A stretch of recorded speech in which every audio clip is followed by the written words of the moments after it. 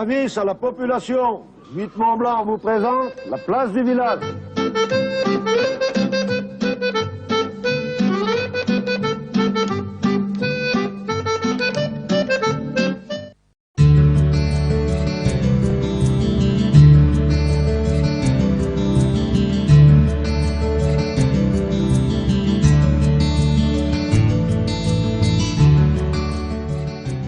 Bonjour à tous, direction les Aravis. On va se faire un petit plaisir. On va bien sûr parcourir la montagne du côté de Manigot.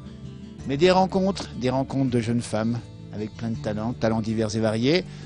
On va commencer par parler avec Mademoiselle Caroline. Vous la connaissez, Mademoiselle Caroline.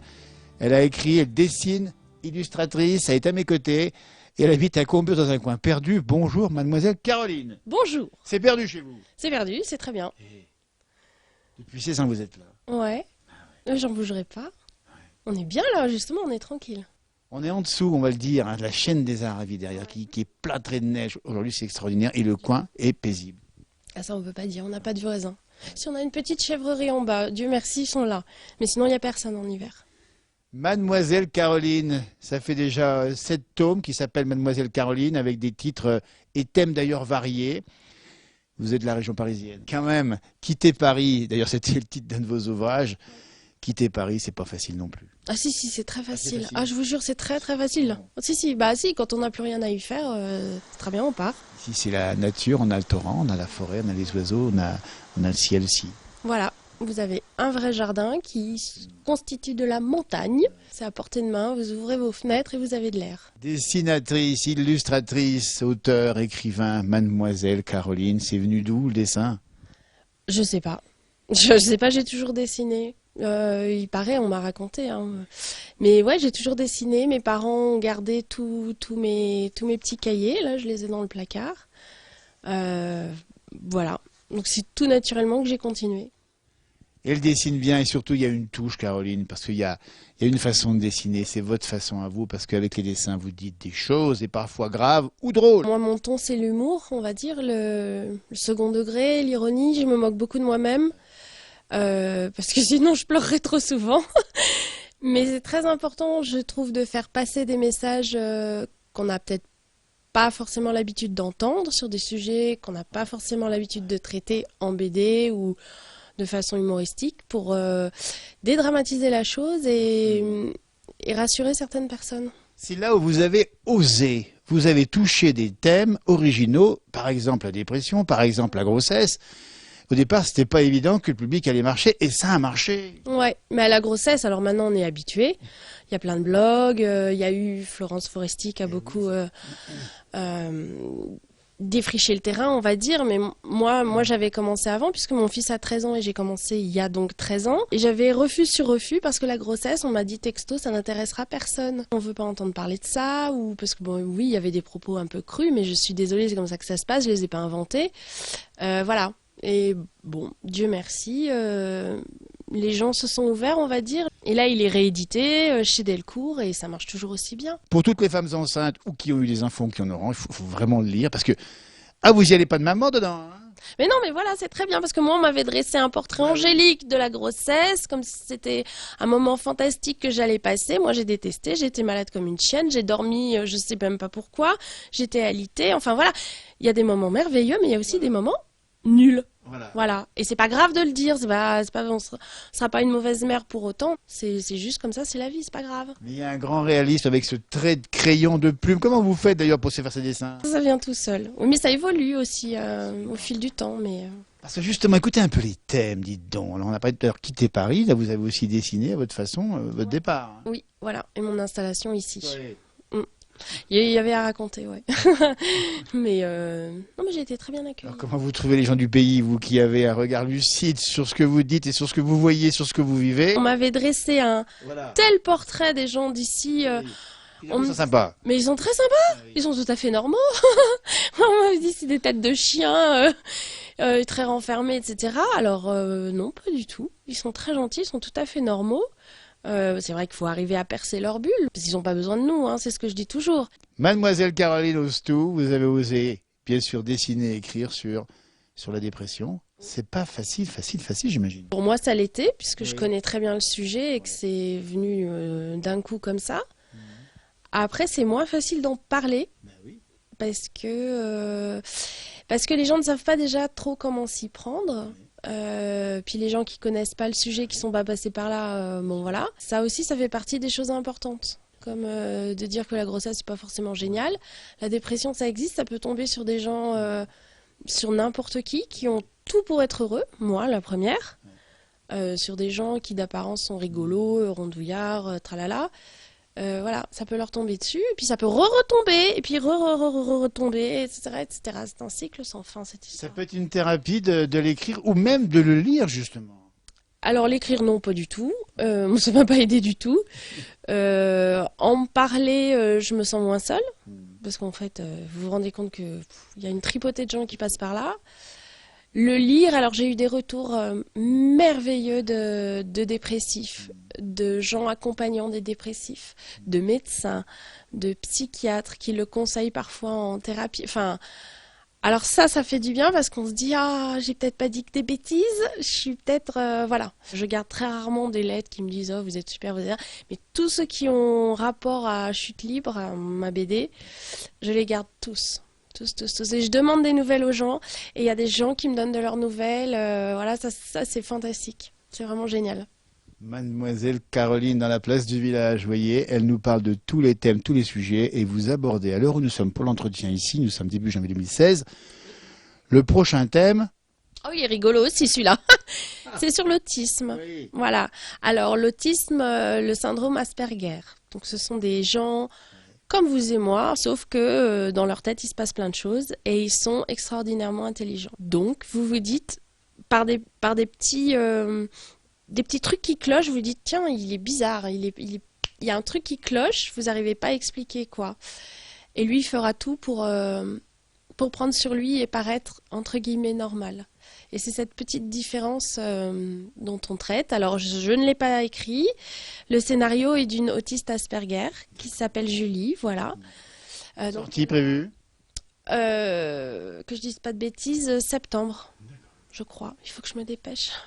Caroline, mademoiselle Caroline, on peut tout dire et parler de tout avec de l'humour. Oui. Faut que les gens puissent le recevoir, mais j'espère bien que oui. Il y a un petit livre ici qui est sorti il n'y a pas très longtemps. Bon, c'est pas mademoiselle Caroline, mais il n'y a plus de papier. Hein. Ouais, ça c'est pour les enfants, je l'aime beaucoup. Il marche très bien. Ouais, et c'est un petit cadeau parfait pour expliquer, c'est bête, mais l'usage du papier cul. Voilà, pardon franchement, c'est mademoiselle Caroline.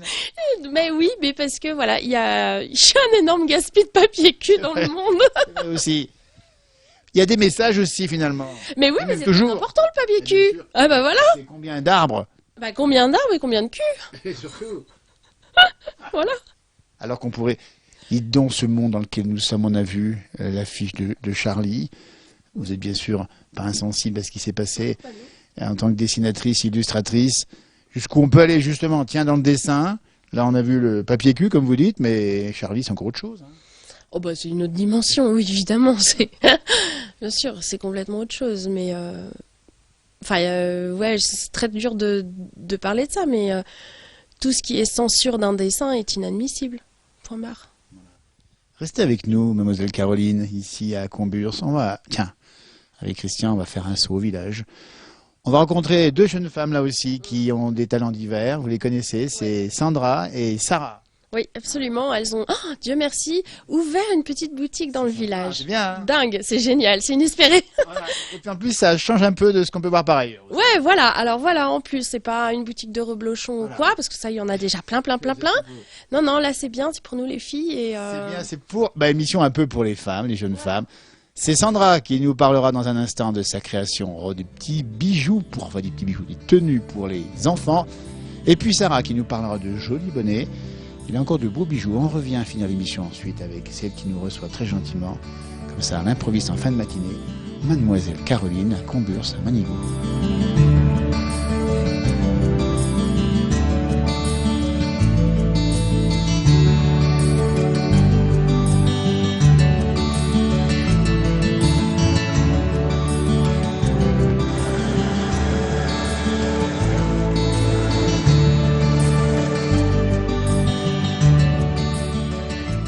À Manigo, on continue les rencontres. Mais quel bonheur pour nous avec Christian à la caméra.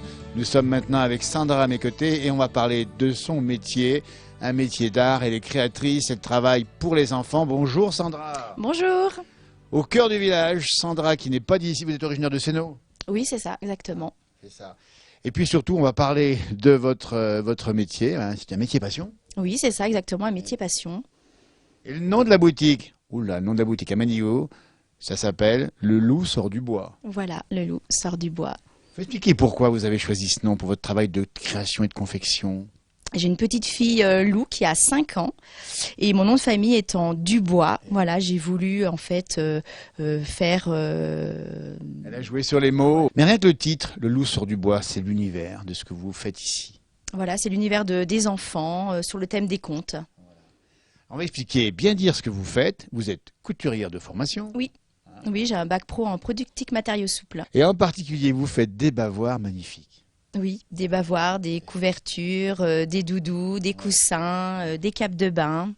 Et tout ça avec cet univers de légende, de contes, parce qu'on va dire, là, chez vous, sur vos produits, vous retrouvez les personnages de l'univers des enfants. Voilà, on retrouve le loup, les 3 petits cochons, le petit chaperon rouge, Hansel et Gretel, Boucle d'or et les 3 ours. Je travaille avec des designers et des fournisseurs que je trouve sur Internet.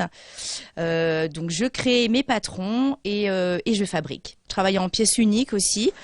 Voilà, donc je laisse aller mes inspirations, ma création pour donner forme à toutes sortes d'accessoires. Alors comment ça marche, tous ceux qui auront vu tous ces produits? On rappelle bien les bavettes, les bavoirs, les coussins, les... quoi encore? Les capes de bain, les tabliers. Voilà. Alors, il y a un site internet, mais plus souvent, vous vous déplacez en fait. Oui, voilà, j'ai mon site internet www.lelousordubois.fr. Sinon, oui, je me déplace donc sur les marchés artisanaux, les marchés de créateurs, les salons des journées filles. Et puis là, à partir du 1er février, je serai au kiosque à Sénaux pour 1 mois. Voilà, où je présenterai aussi toute ma collection. Et puis votre plaisir, c'est ça, c'est de rencontrer des mamans qui se disent, tiens, ça va faire plaisir à mon enfant. Voilà, absolument, c'est ça. Et nous sommes en station en plus Manigo, vous vous rendez compte, au cœur du village, un des plus beaux villages de France, Manigo, des stations à côté. C'est important pour vous d'être à Manigo, parce que ça veut dire que vous avez des contacts. La boutique est ouverte, on dit bien ici. Voilà, elle est ouverte, oui, tous les jours, de 9h30 à 18h30, et plus si affinité. C'est la route de l'Aiguille à Manigo. Vous montez depuis Annecy, la boutique de Sarah et de Sandra est ici. Voilà, ici, à Manigo. Elle partage le travail avec Sarah, qu'on verra dans un instant. D'ailleurs, ça se passe bien entre les deux. Très, très bien. Sandra, le ski, un peu? Oui, là, je vais rattaquer la semaine prochaine, le ski de piste, le ski de fond aussi. Et la petite Lou est déjà sur les pistes aussi. Là, elle y est avec l'école ce matin. Ce beaucoup, bravo pour ce que vous faites ici et surtout à toutes celles et ceux, les mamans et bien sûr, les papas aussi, mais aussi les enfants qui bénéficieront de ce beau travail de création. Elle a plein d'idées, ça n'arrête pas, il y a encore plein de projets en vue, j'imagine. Hein. Oui, plein de projets, plein de dates à venir. Merci pour les enfants et pour les loups. Merci.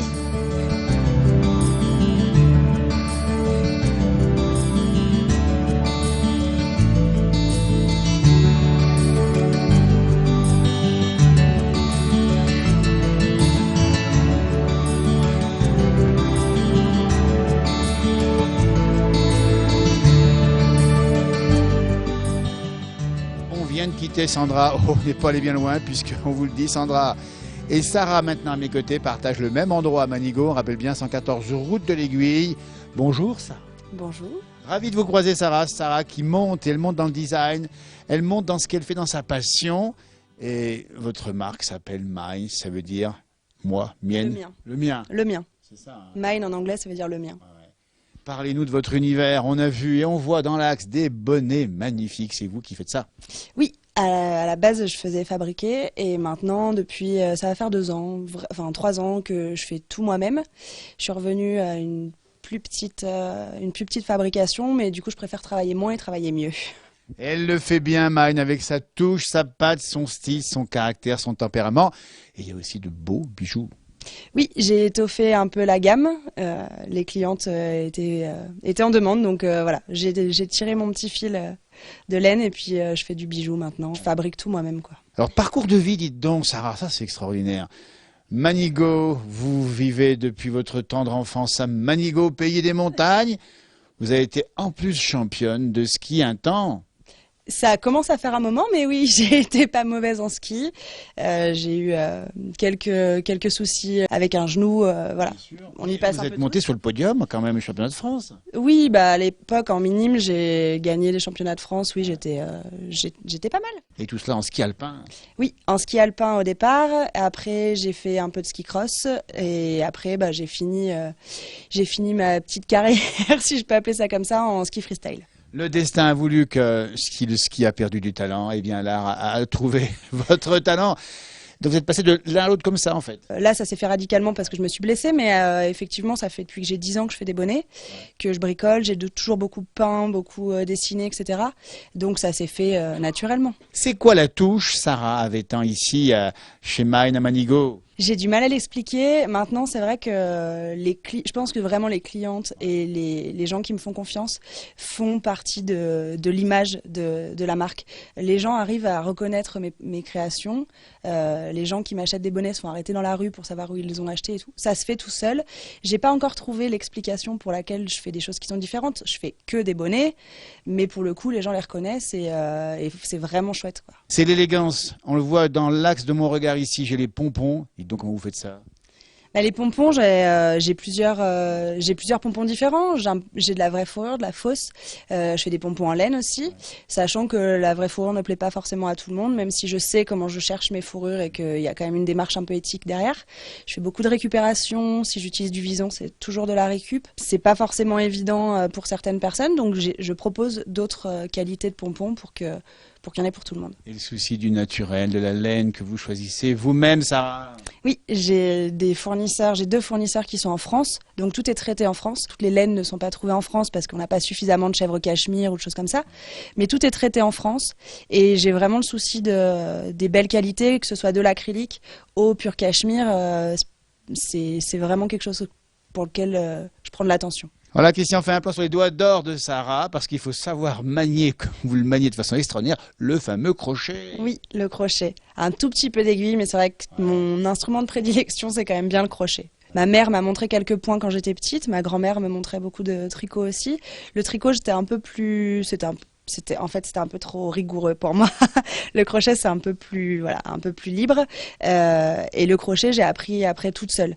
Donc, je suis incapable de lire une fiche technique. Quand on me demande des patrons, etc., je suis incapable de donner des explications. Mais par contre, j'ai trouvé mon petit style avec un art qui est ancestral et je trouve ça génial, quoi. C'est magnifique les produits, Sarah ici, regardez Mine. Christian, fais-moi un petit plan, tiens, s'il te plaît, sur le headband. Dit comme ça, hein, que vous avez dans la tête. C'est une reine, Sarah. Et le simple bijou vous fait reine. C'est très gentil. Je sais pas si je suis reine, mais en tout cas, c'est très gentil. Vous avez vendu pour des mariés déjà? Oui, j'ai pas mal de mariés qui me font confiance, qui m'envoient des photos de leur tenue ou qui viennent carrément avec. J'ai en l'occurrence fait là un ensemble pour une mariée qui m'a demandé un bonnet et des guêtres pour se marier en hiver. Donc c'est des petites choses comme ça crée des liens et c'est vraiment hyper touchant d'avoir des gens qui nous font confiance pour le plus beau jour de leur vie, quoi. C'est qui est important, c'est un style unique, c'est chez Mine, ici à Manigo, avec Sarah. Alors, où est-ce qu'on peut trouver vos produits? D'abord, on peut venir à la boutique directement ici, on dit bien au cœur de Manigo, et sinon sur Internet. Oui, j'ai une boutique en ligne, alors elle n'est pas toujours très remplie parce que j'ai pas mal de demandes, donc j'ai beaucoup de gens qui me contactent via Facebook, via les réseaux sociaux, qui me disent j'aimerais un bonnet telle ou telle couleur, ou qui m'envoient les photos de leur tenue, et dans ce cas-là, je leur crée une pièce sur mesure juste pour eux. Et il y a des manchettes en laiton que vous avez fait dorer avec la signature Mine et une petite... c'est de la peau de serpent. Oui, j'utilise toujours en essayant de choisir des matières qui respectent surtout la façon dont sont traités les animaux.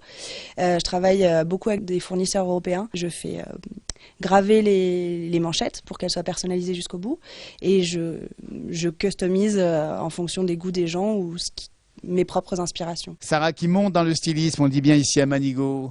Manigo et le style. Alors, Manigo, c'est un pays de tradition, Sarah. On connaît bien sûr ici l'architecture, on connaît les bons fromages, etc. Et là, votre produit il décale un petit peu par rapport à l'image qu'on a de Manigo. Sans faire exprès, j'ai toujours été un peu hors des sentiers battus, sachant que maintenant les gens de Manigo sont quand même hyper bienveillants, hyper contents de voir que même avec un produit qui change, je promouvois quand même Manigo et j'en suis fière. Là, je suis installée cette année ici. C'est vraiment important pour moi, qui suis très ancrée dans mes racines, même si effectivement, je fais pas du fromage ou des choses plus traditionnelles de Manigo, quoi. Sarah, que l'on retrouve, on dit bien ici, carrément à la boutique à Manigo, ou alors sur le site internet. Et puis vous partagez ici le territoire avec votre camarade et complice Sandra, qu'on a vu juste avant vous. Ça se passe bien? Ah oui, très bien. On est très complémentaires et moi je suis plus du soir, elle plus du matin, donc même par rapport aux horaires de la boutique, on est très complémentaires. On retrouve Sandra, qu'on a vu tout à l'heure, on la retrouve sur les marchés locaux ici, on le dit bien. Vous, les marchés, c'est pas votre façon de faire. Non, pas du tout. Je fais pas de marché locaux, par contre, plutôt salon de créateurs, etc. Les gens, maintenant, recherchent de la personnalisation, de la pièce unique. À l'ère de l'uniformisation, la création est mise en avant et les gens comprennent notre sensibilité. Je pense que ça transparaît dans ce qu'on fait, que ça commence à se voir, qu'on travaille avec passion et les gens ont besoin de ça, d'avoir un affect à l'ère du tout uniforme, quoi. Tout à fait.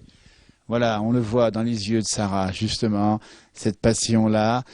Vos projets, votre avenir, bien sûr peut-être ici, mais toujours développer des produits encore innovants, différents, et puis surtout très tendance, très design, très branché. C'est surtout mes clients, en fait, qui me donnent des inspirations, et c'est cet échange avec les gens, c'est ça qui me nourrit, et c'est ça qui me fait avancer, et je pense que si les gens n'étaient pas aussi bienveillants, j'en serais pas là. Merci Sarah. Bravo en tout cas à vous et à Sandra. On va juste montrer, Christian, le petit pendentif que vous portez. Ah, c'est un petit bonnet magnifique. Ouais, c'est le petit crossover entre tout ce que je fais, entre les bonnets, les bijoux, et c'est vrai que ça plaît énormément. Voilà. Amis sportifs, c'est une sportive. Elle dessine pour vous. N'hésitez pas. Pour les sportifs qui font du ski, c'est bon aussi ça? Oui, j'ai des matières qui sont parfaitement adaptées. Le pur mérinos, le mérinos cachemire. J'ai énormément de moniteurs qui me font confiance avec toutes les tenues de ski qui changent régulièrement. Du coup, ils me refont faire des bonnets assortis avec leur tenue de l'ESF. Merci beaucoup Sarah, merci à votre camarade Sandra, les jeunes femmes de Manigo qui réenchantent la montagne. Merci Emma. Merci beaucoup.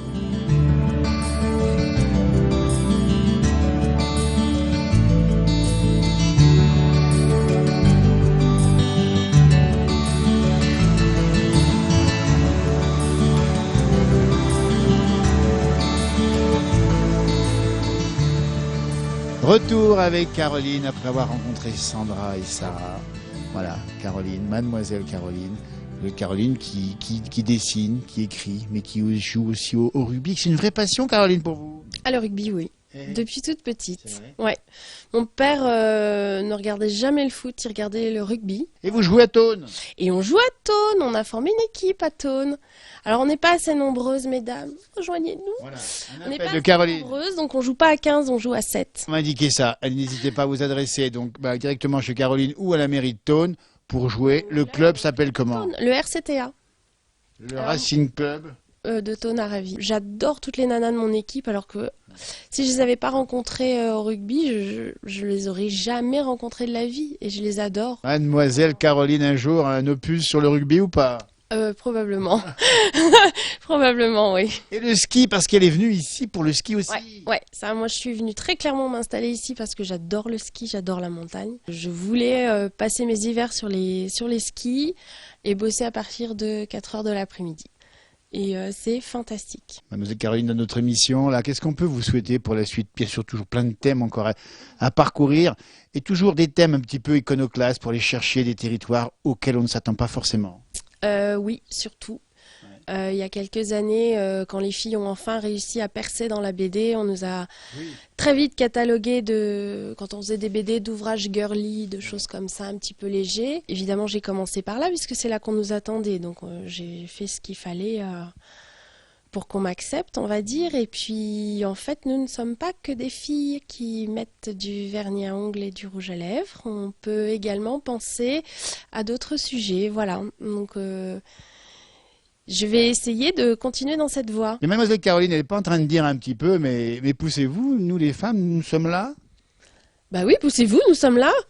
On va pas vous marcher dessus, on veut juste notre place. Voilà, on n'est pas forcément contre vous, on veut juste, voilà, ne serait-ce que, moi, il y a un truc qui me révolte. Alors, les féministes s'arrachent les cheveux sur le fait de mettre des E au nom des professions et Oui. tout. Bon, d'accord, mais moi, il y a un truc qui me semble aberrant, c'est qu'à travail égal, une femme n'est pas payée de la même façon qu'un homme. Pas autant qu'un homme. Expliquez-moi pourquoi. C'est tout. Voilà, moi pour moi c'est la base. Voilà, on devrait même être payé plus si on va chercher par là, parce que on s'occupe quand même, excusez-nous, un peu plus de tout ce qu'il y a autour de notre boulot, c'est-à-dire notre environnement familial, la maison, les machins, trucs comme ça, même si les hommes en font un peu plus que l'année d'avant, que l'année d'avant, que l'année d'avant, ils en font quand même un peu moins, donc on devrait être payé plus parce qu'en plus, nous travaillons. Elle bouscule les codes, Mademoiselle Caroline, la BD que vous ne connaissez peut-être pas. Allez foncer dans les librairies partout en France, on les trouve, y compris en Suisse et en Belgique. Allez feuilleter, allez lire, allez emprunter la voix décalée et le dessin surtout de Mademoiselle Caroline. Bravo en tout cas, merci. Merci à vous d'être venu jusque-là. Merci de nous recevoir comme ça, de nous parler comme vous dessinez. Hein, puisque quand vous dessinez, il y a un moment particulier de la journée où vous dessinez plus que d'autres. Non, c'est tout le temps. Alors, ce que je préfère, c'est le soir, quand les enfants sont couchés. Quand je recommence vers 8-9 heures. Là, je sais que j'ai toute la nuit. C'est très très mal parce qu'il faut vraiment que je dorme. J'en peux plus, je suis à bout. Mais c'est un moment génial. Je sais que là, personne va m'embêter. Et ouais, si je devais pas me réveiller le lendemain à 6 heures, je dessinerais toute la nuit. Alors qu'est-ce qu'on ressent justement avec tous ces thèmes qu'on a abordés qui sont parfois complexes? Il y a la satisfaction d'avoir accompli un ouvrage comme un peu un enfant qui vient naître. C'est très dur de finir un ouvrage. Après, je me sens toute triste et toute seule. Ouais, j'ai très peur qu'il n'y en ait pas d'autres. Après, je suis très contente quand je le reçois dans son petit carton. Et puis 10 minutes après, voilà, c'est fait, c'est fini, quoi. Voilà. Il n'y a pas une fierté. Non, le seul dont je suis un peu fière quand même, c'est Chute libre sur la dépression. Parce que je le sais très utile. Merci. Il me tient beaucoup à cœur, celui-là. Beaucoup de sensibilité dans le regard, dans le propos de Mademoiselle Caroline. Vous voyez, vous avez peut-être vu les ouvrages. Vous avez l'auteur. Cherchez sur Internet. Il y a un site internet. Sur mon blog. Le blog, on va le rappeler. Ah oui, alors le blog, c'est le journal d'en haut de Mademoiselle Caroline. Donc mademoisellecaroline.com. Et là-dessus, je mets toutes mes dates de dédicace. Ouais. Merci à vous dans cette émission un peu particulière, vous voyez. Un petit hommage aux femmes de talent dans les Aravis. Merci à Christian Ressard, l'homme en bleu à la caméra. Merci à vous, Mademoiselle Caroline. Et nous, on dit au revoir en patois savoyard. Et comment on dit, pour vérifier si vous êtes bien inscrite dans le pays, comment on dit au revoir en patois savoyard? Goodbye. Et voilà, ça arrive pas chez nous. Salut, merci Caroline.